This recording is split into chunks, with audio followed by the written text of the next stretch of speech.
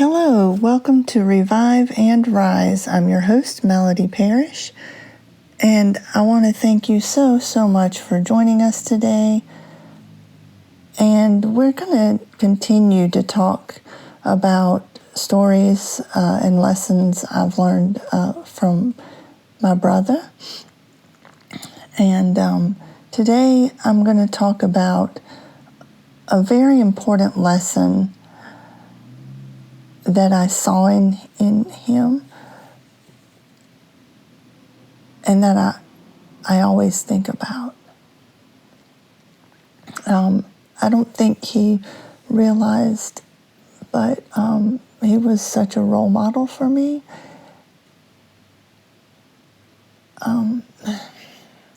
He always told me he wanted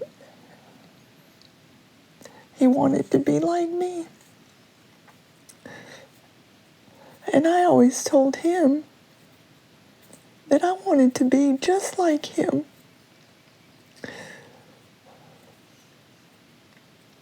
But somehow he had a hard time believing that.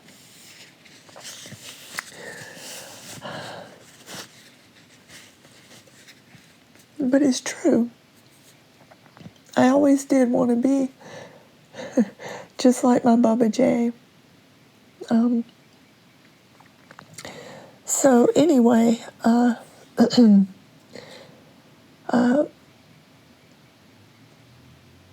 think I've already said how much both of us have such a connection to music. And I think that comes from my dad, who is a band director, and also music's very important to him. So he taught both of us that music should be a very important part of our lives. And my brother, he had a perfect pitch, so he could listen to something and play it back to you. You could probably give him 3 tries and he could play the whole chorus of a song back to you perfectly. And not only did he like to play music, but he loved to sing. And part of our thing for the last, I'd say 6 or 7 years, was to go to concerts. And I was so proud of him because even though he had the agoraphobia, and even though a lot of times he had at least one panic attack, he would go because that's what he wanted to do, and he knew the end result would be just what he needed. And I remember him being so excited, as soon as I told him, every day after I told him that we were going to go,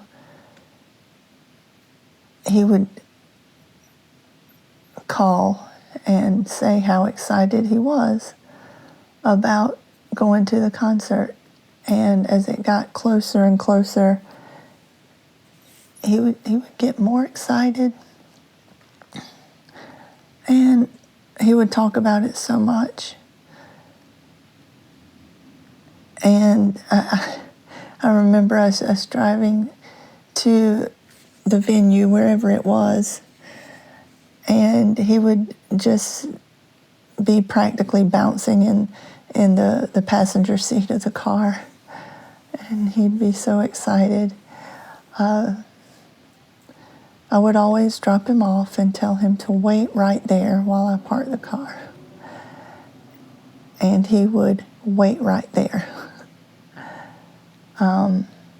A lot of the time I would pull over and get one of the security guards to kind of stand with him, or at least just watch him while I would go park the car. And I'm so grateful that they would do that for me. And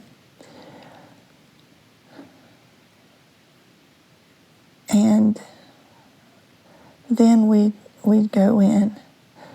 And as soon as we would walk in to the atrium, he would say out loud, "Wow." He was just so excited about being there, and he was just so amazed at the venue. And I can still hear that wow of amazement that he would have. And then the next thing is he would want to go to the merch table, because whatever, he wanted a t-shirt or a CD, one or the other, and sometimes both. And after that, we would go find our seats.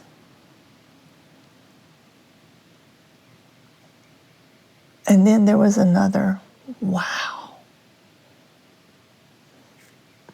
because he'd look down at the stage, he'd look around at all the people, and you would see him, his whole body shake a little bit. But he knew what he wanted.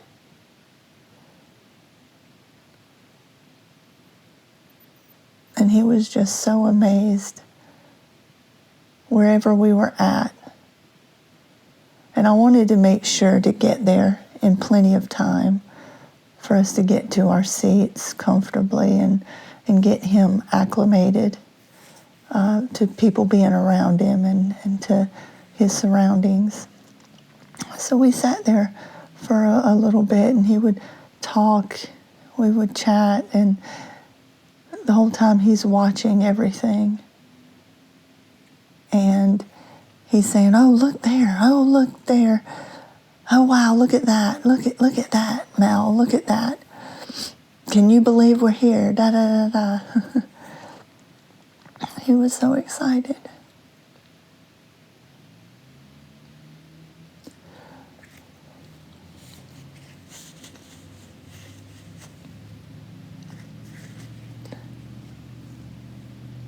And then the opening band would come on, and it was always somebody that he knew, because he was always listening to music. That's one thing he always did. More than watching television, he listened to music. And so the first band would come on, and you know, that was okay. But then the main band that we went to see, they would come on. And that first song, he would sing so loud. He knew all the songs, so he sang along to all the songs, and he just laughed and cackled. It wasn't even a laugh, it was just a cackle. And the joy that came out of him. But while the song was going on, he was singing to the top of his lungs. And if you ever heard my brother sing, he has such a high voice. That's just the way he sings. and he sings up here to the top just as loud as he can, and you can hear him above everybody. And he doesn't care. You can hear him above everybody, and he's in the moment. He is where he needs to be. He's where he wants to be, and he's himself. At that moment, it's just him and the band, and nothing else matters. And he doesn't care what people think around him. He doesn't care if his voice being so loud is disturbing anybody. He doesn't care if his voice being so high, really high up like this, as loud as it can be. He doesn't care if that bothers anybody.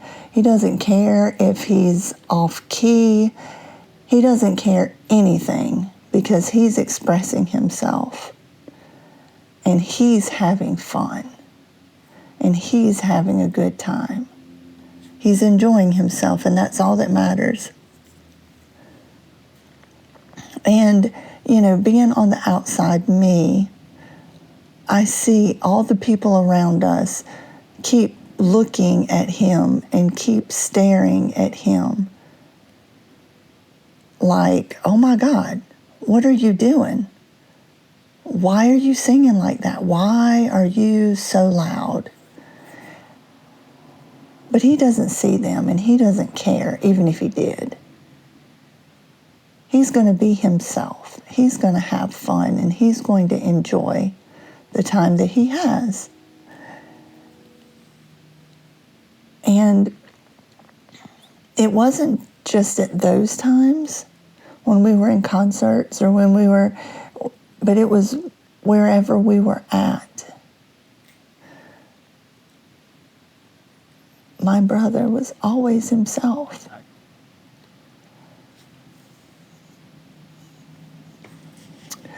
He didn't try and pretend that he was somebody else.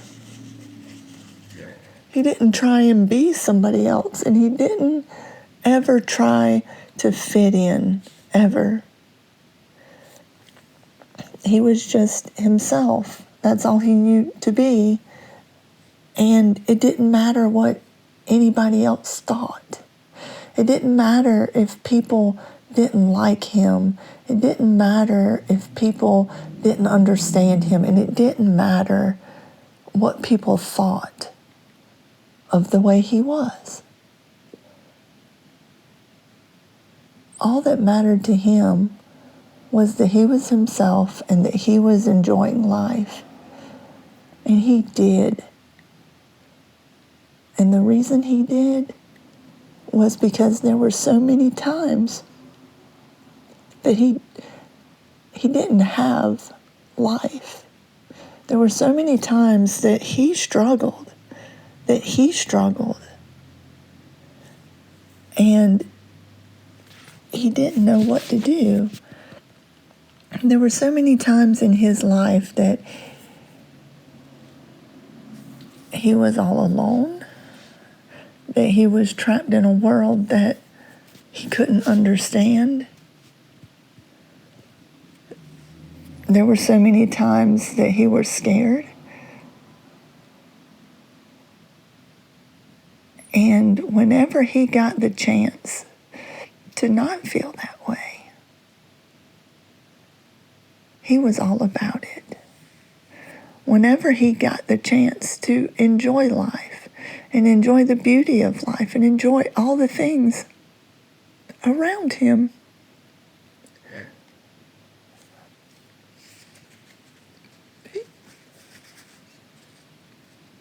he took it.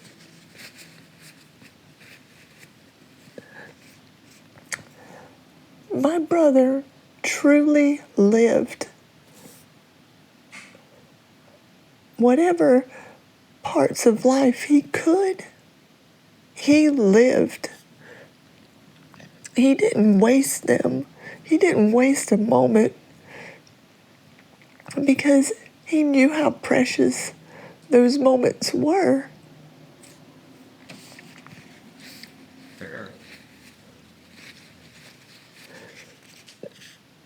We were both similar. We're both similar in that way. However, there are so many times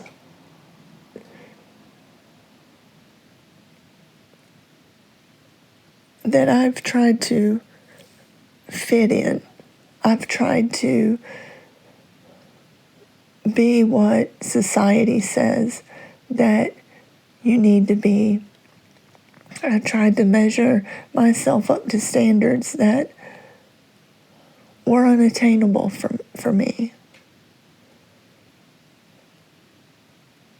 I didn't live in reality. I lived in my reality. I lived in a reality that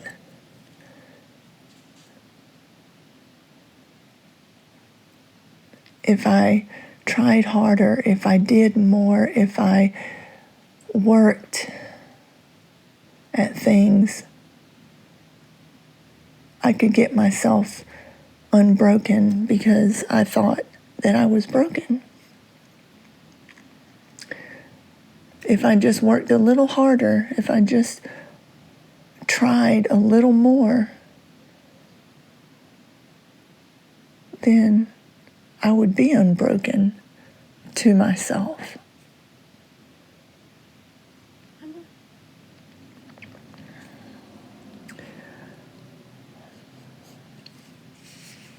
Because of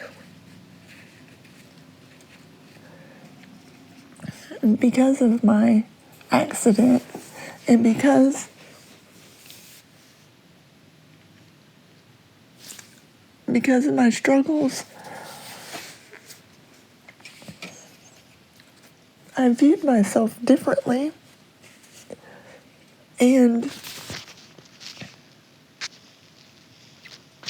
for a long time, I didn't accept myself.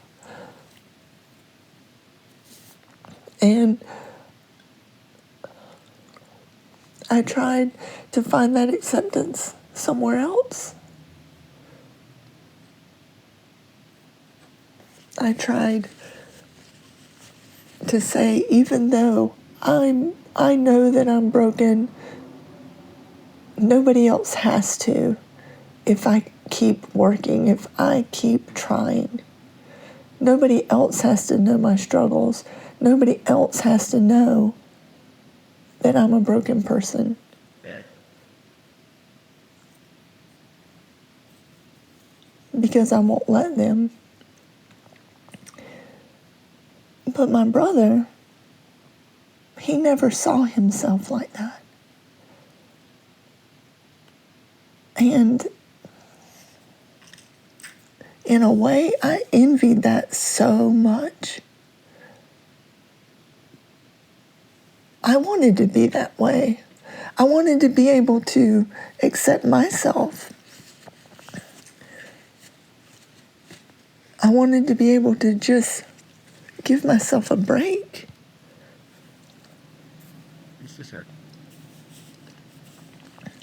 Trying to work for something that is not attainable is so tiring, and it leaves you exhausted. And I feel like that when we do that, in a way we just let parts of life, not all of life, but parts of life just pass us by because we're too focused on what we need to be or what we should be or what if we're good enough. We're so focused on that there's so many parts and so many opportunities that just float by. and we don't even see them. But that didn't happen to my brother because he saw everything. And one thing that he didn't see is a problem with himself, just the way he is.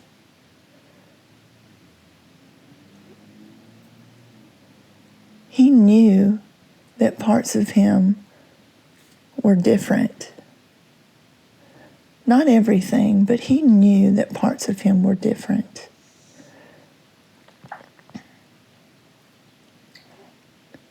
But yet it didn't matter to him.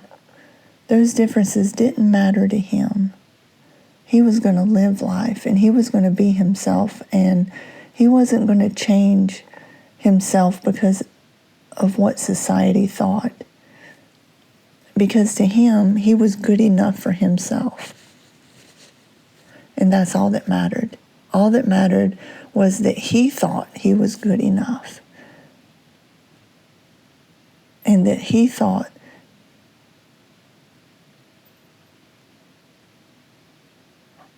that he was going to live life.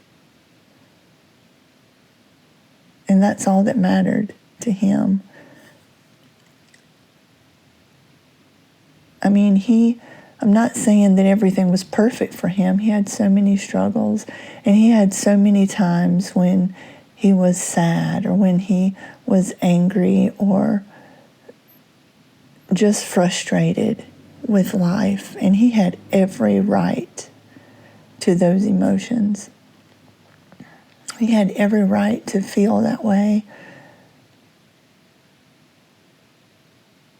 But the joy that came out of him far outweighed that. The joy that came out of him surpassed that fear, surpassed that anger.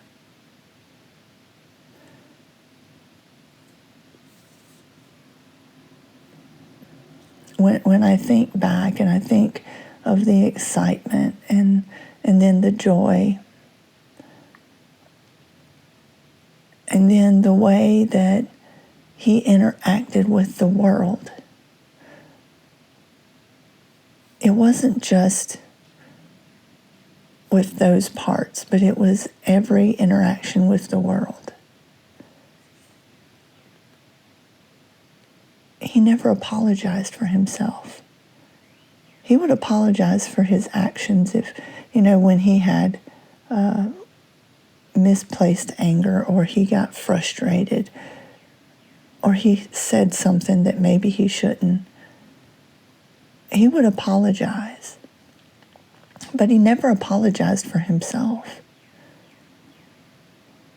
or for the way he was. He just lived.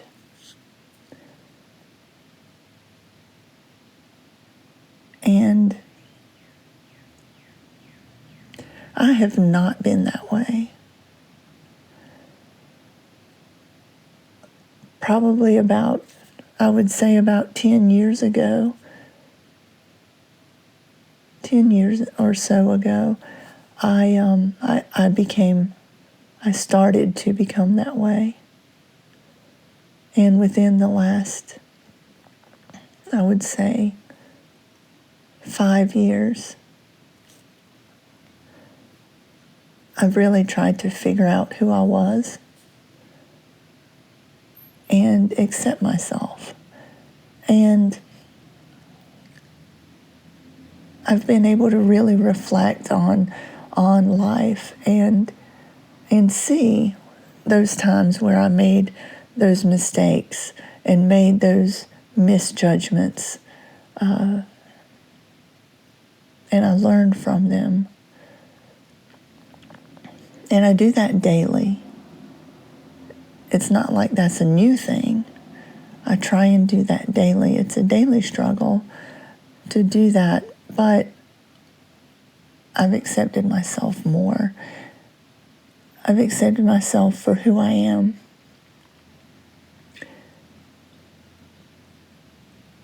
And part of that is my quirkiness.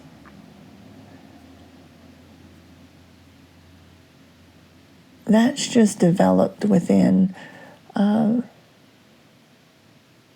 last 10 years.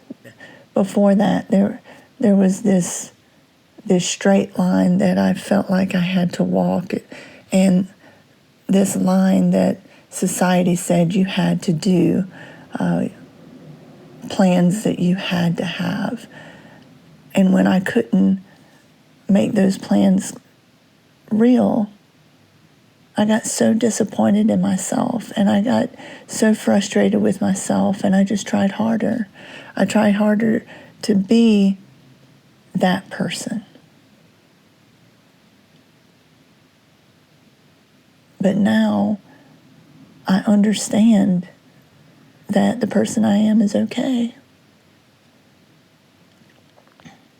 That people can think, that society can think what they want. People can think what they want. But I'm okay with the Mel that I am now. And I started learning that from my brother. If it's really interesting to me how people would always look at me and look at him. And they would always, the sympathy would come for him, and I was the okay one of the two of us. I was the one that had things all together. I was the one that was at least doing somewhat better in life. But that was what society says was better. In reality, things were switched. And it just shows how biased we can be. We can be so biased, and we can be so cynical in times. People looked at both of us. And from the outside, looking in, sure, you could say that. I mean, it all depends on how you measure success and how you see the world and those kinds of things. We're all different. We're all people. We're all different. We all value different things. But whenever I looked at me and my brother, I always saw the opposite.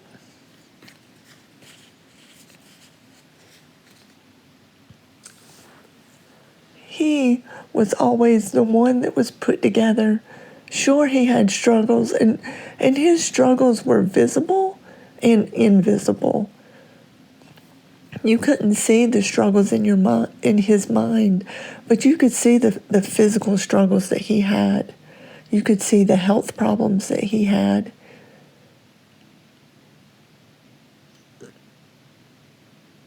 So when you looked at him, you would say, oh, he doesn't have things together. He doesn't have, poor thing. He's got so many struggles. What quality of life does he have? But I'll tell you what quality of life he had.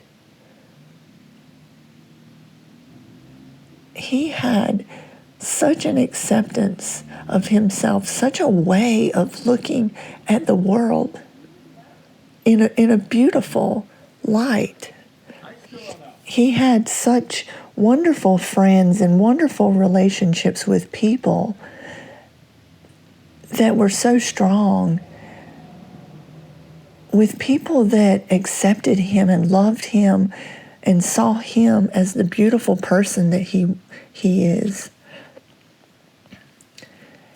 I think about so many times the way people look at others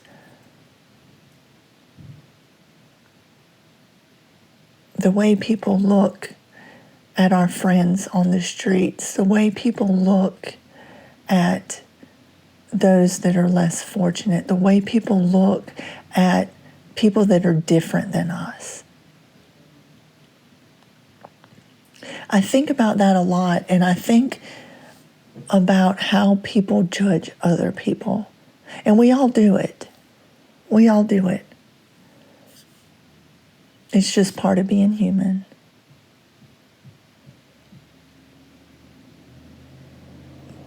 But I would like to see people change their perspective,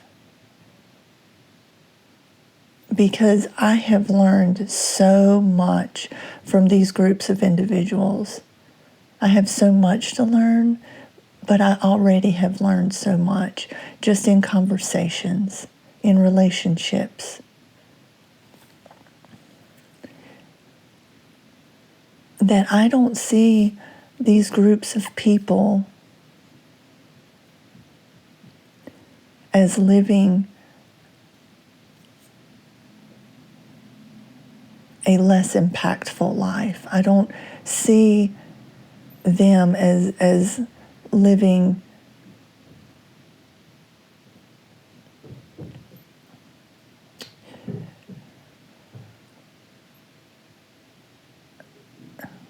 a more negative life. But I see the purity and the joy and the beauty of each one of them. Each one of those individuals, from our friends on the streets to immigrants to anybody that's different than we are.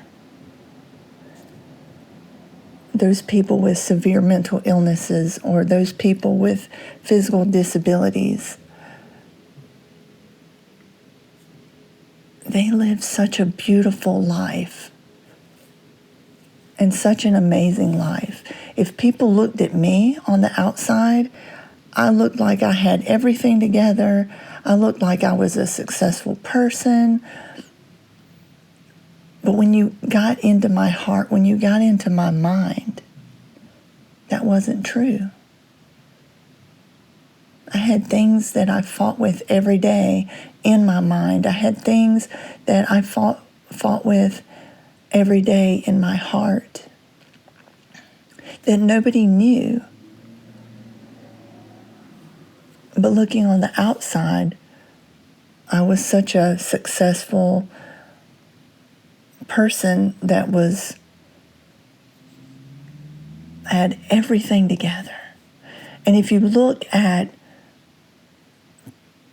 corporate America, or if you look at people in the business world, if you look at people that have lots of money, if you look at people, celebrities, if you look at all these different groups of people that have physical beauty, people that have great health, if you look at all of those people, you automatically think, oh, that person has everything together. That person is successful. But are they really? What do you measure success by? What do you know that's in their thoughts? What do you know that's in their hearts? They have struggles that you don't even know. They may not be as successful as you think. That celebrity that's making hundreds of millions of dollars looks at the world in a different way than our friends on the streets. And I would bet that our friends on the streets look at the world in a more beautiful way than that celebrity does, with all that money and all that fame and all that fortune. And that goes for so many different people. We're all human beings. We're all learning and we're all growing. But when you look at the perspectives of life and the quality of life of individuals, of true, pure joy, of those moments of recognition, of those moments of so many positive things, truly positive things. When you look at those things and you really see and you really understand those things, then you'll be able to understand who's successful. Then you'll be able to understand who's truly happy with themselves. When you go and you look at the trans individual that's just living their best life, that's living free and living the person that they know they are, I guarantee you that that's a more beautiful, held together person than the people that are in business suits walking down corporate America's streets.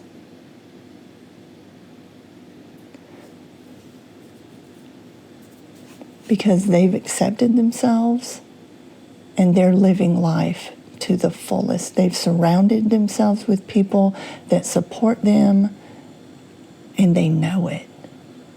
And they finally accept the person that they are. And that's the most beautiful thing.